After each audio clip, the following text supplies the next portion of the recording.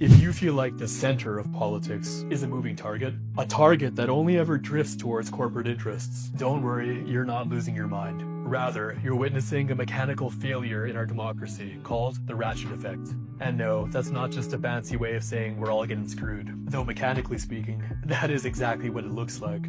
Today, I'm going to show you why the moderate position of 2026 was the far-right position 20 years ago. Let's get a tiny bit academic. The Ratchet Effect was popularized by historian Robert Higgs. In his seminal work, Crisis and Leviathan, Higgs argued that during crises, government power expands, but it never fully retracts to its original size. It's a one-way street. But in 2026, we see this applied to asymmetric polarization. Think of our two-party system as a physical tool. The GOP acts as the ratchet. They click the gear to the right by pushing for deregulation and privatization. When the opposition party takes over, they don't click the gear back.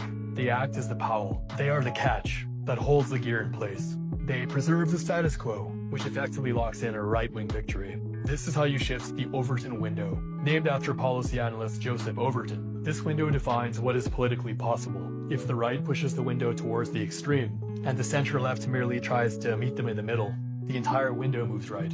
By 2025 data, we saw that moderate platforms now include certain border and economic policies that were considered radical right in the early 2000s. Here's the thing about that compromise. If you try to meet in the middle with someone who wants to move the middle into a literal volcano, you're not a centrist, you're just a very polite arsonist. The moderate mirage is the belief that capturing the middle wins, but when the middle is a sliding scale, moving toward it only accelerates the ratchet. You can't win a tug of war by standing still. To break the ratchet, you have to pull. We don't need a powell to hold the line for the status quo. We need a force that clicks the gear back, towards the people.